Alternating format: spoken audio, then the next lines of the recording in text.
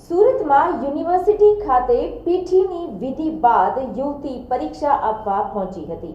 સાંજે યુવતીના લગ્ન હતા અને સવારે તે પરીક્ષા આપવા પહોંચી હતી। સુરતમાં રહેતી તમન્ના રામુભાઈ ચૌધરી ફાઇન આર્ટ્સમાં પ્રથમ વર્ષમાં અભ્યાસ કરે છે। આજે તે વીર નર્મદ દક્ષિણ ગુજરાત યુનિવર્સિટી ખાતે પરીક્ષા આપવા પહોંચી હતી। આજે સાંજે તેના લગ્ન છે અને પીઠીની વિધિ બાદ તે પરીક્ષા આપવા પહોંચી હતી। તમન્નાએ જણાવ્યું કે હું ખૂબ જ ખુશ છું કે સાંજે મારા લગ્ન છે અને મેં પરીક્ષા પણ આપી છે। પરીક્ષા પણ સારી ગઈ છે। મારા પરિવારજનો અને સાસરીવાળા પણ મને ખૂબ સપોર્ટ કરે છે। આવતીકાલે પણ મારી પરીક્ષા છે અને હું કાલે પણ પરીક્ષા આપવા આવીશ।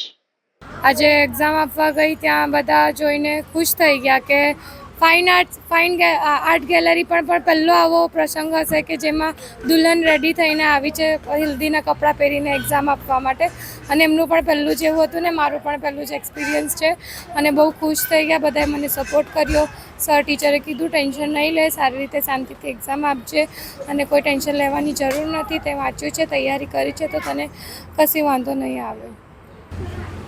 બહુ જ ખુશ છું કે મને આવો મોકો મળ્યો અને મને ખબર ન હતી કે આવી રીતે એક્ઝામ આવશે। લગ્ન તો લેવાઈ ગયેલા 6 મહિના પહેલાં, તારીખ લેવાઈ ગયેલી, પણ 1 મહિના પહેલાં તારીખ આવી એક્ઝામની તો બધેથી સપોર્ટ કર્યો, મમ્મીએ, સાસરા પક્ષે કે તું એક્ઝામની તૈયારી કર।